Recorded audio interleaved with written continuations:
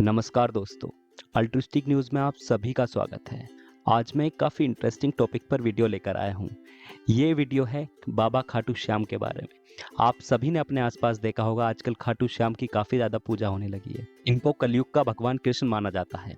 क्यों माना जाता है? आखिर इनका नाम खाटू श्याम ही क्यों पड़ा? इसके पीछे की क्या कहानी है? और आजकल लोग इनके इतने दीवाने क्यों होते जा रहे हैं? ये सभी चीज़ें और भी बहुत कुछ मैं इस वीडियो में आपको बताने वाला हूँ। तो सबसे पहले मैं आपको बताता हूँ खाटू श्याम का मंदिर कहाँ पर है। दोस्तों, इनका मंदिर राजस्थान के अंदर सीकर में है। अगर आप जाना चाहते हैं या आपके घर से कोई जाना चाहता है तो सिंपल सा रास्ता है। आपको जहाँ भी आप रहते हो वहाँ से जयपुर की ट्रेन पकड़नी है और जयपुर आने के बाद आपको रिंगस रेलवे स्टेशन जाना है जो 80 किलोमीटर पड़ता है। आप बस से भी जा सकते हो और रिंगस से तो काफ़ी पास है। रिंगस से सिर्फ 18-20 किलोमीटर पड़ता है और काफ़ी आसान रास्ता है। वहाँ से आपको बस, रिक्शा, काफ़ी चीज़ें मिल जाएंगी। आप इजीली जा सकते हो। अगर आप अपने वाहन से आते हो तब भी आपको मंदिर के 1-1.5 किलोमीटर के आसपास पार्किंग की फैसिलिटी मिल जाएगी। उसके बाद रुकने में भी कोई दुविधा नहीं होगी।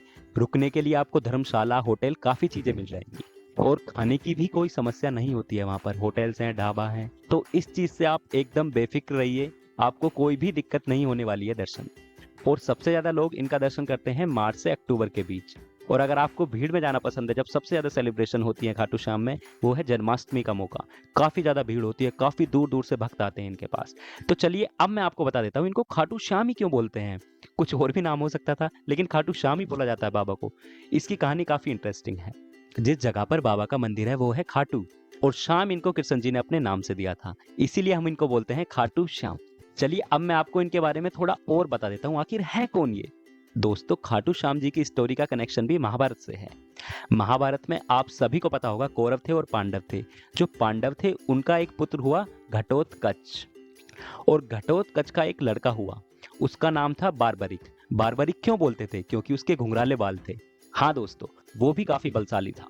और दोस्तों, काफी कम लोगों को पता होता है घटोत्कच की पूजा सबसे ज्यादा कहाँ होती है। ये होती है इंडोनेशिया में। इंडिया से भी ज्यादा घटोत्कच को इंडोनेशिया में माना जाता है। तो दोस्तों, बारबरिक ने काफी तपस्या की, फिर इनको 3 वरदान मिले।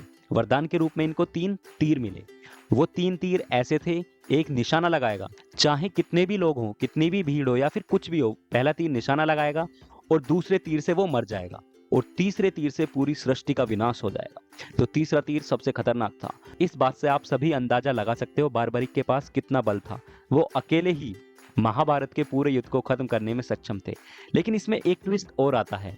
दोस्तों, बारबरिक की माताजी चाहती थी कि पांडव जीतें और उनका ऐसा मानना था कि पांडव कमजोर होंगे युद्ध में, क्योंकि कम है वो संख्या में। इसीलिए बारबरिक की माताजी वचन लेती हैं, आप हमेशा उनका ही सहारा लेना जो हारने वाला पक्ष हो। तो बारबरिक उनको वचन दे देते हैं, जो साइड हारेगी मैं उसका ही सहारा बनूंगा, मैं हारे का सहारा बनूंगा। इसीलिए दोस्तों, इनको कलयुग में बोलते हैं हारे का सहारा। जिसका कोई साथ नहीं देता है उसका साथ देते हैं बारबरिक, यानी बाबा खाटू श्याम।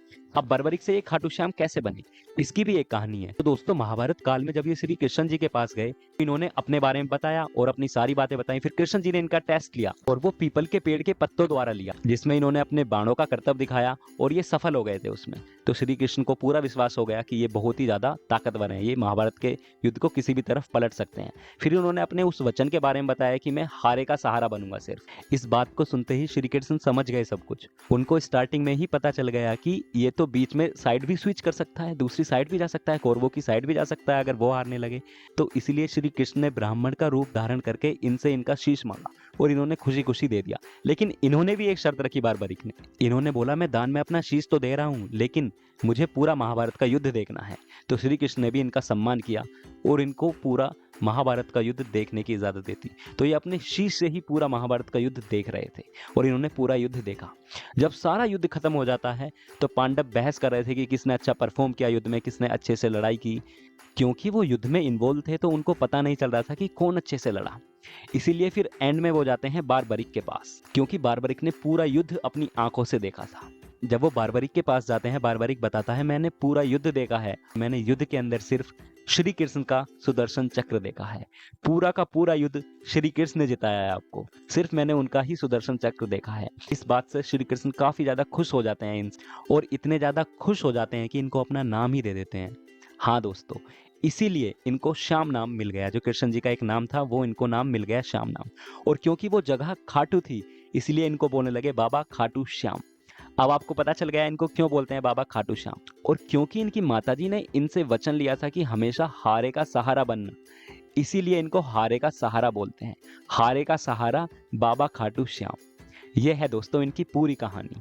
और श्री कृष्ण ने बोला था कि कलयुग में तुम मेरा अवतार हो गए एक तरह से, और सिर्फ तुम्हारी ही पूजा होगी कलयुग के अंदर। और दोस्तों ऐसा ही आजकल होता जा रहा है। खाटू श्याम के भक्त पिछले कुछ सालों से बढ़ते ही जा रहे हैं। हर जगह खाटू श्याम बाबा का ही नाम होता जा रहा है दोस्तों कलयुग में। दोस्तों बाबा खाटू श्याम के काफी ज्यादा भक्त झंडा लेकर जाते हैं उनके पास, और जिनकी मनोकामनाएं पूरी हो जाती हैं वो उसमें नारियल भी चढ़ा देते हैं। और दोस्तों बाबा खाटू श्याम के बारे में एक मान्यता और है जो काफी कम लोगों को पता होती है। इनके पास भक्त 3 इत्र की बोतल ले जाते हैं और एक गुलाब का फूल, जो इनको काफी ज्यादा पसंद है। और दोस्तों इसकी विधि इस प्रकार है, 2 बोतल आपको बाबा खाटू श्याम के मंदिर में चढ़ानी होती हैं और 1 बोतल आप वापस अपने घर ले जाते हो। और जब आपकी मनोकामना पूरी हो जाती है तो आप दूसरी बार दर्शन करने के लिए आते हो उस इत्र की बोतल के साथ। दोस्तों खाटू श्याम में एक श्याम कुंड भी है जहाँ पर उनका शीश प्रकट हुआ था। ऐसा माना जाता है कि जो इसमें स्नान कर लेता है उसकी सारी बीमारियां दूर हो जाती हैं। जब दोस्तों आप खाटू श्याम के दर्शन के लिए जाते हो तो आपको कई सारे मंदिर मिलेंगे, हनुमान मंदिर, गायत्री मंदिर और इनका कुंड, जिसमें काफी ज्यादा भक्त स्नान करते हैं और इसकी काफी ज्यादा मान्यता है। तो दोस्तों ये कहानी थी खाटू श्याम की। कमेंट्स में बताइए आपको कहानी कैसी लगी। देखने के लिए धन्यवाद। और भी वीडियोस जल्दी ही आएंगी। जय बाबा खाटू श्याम की।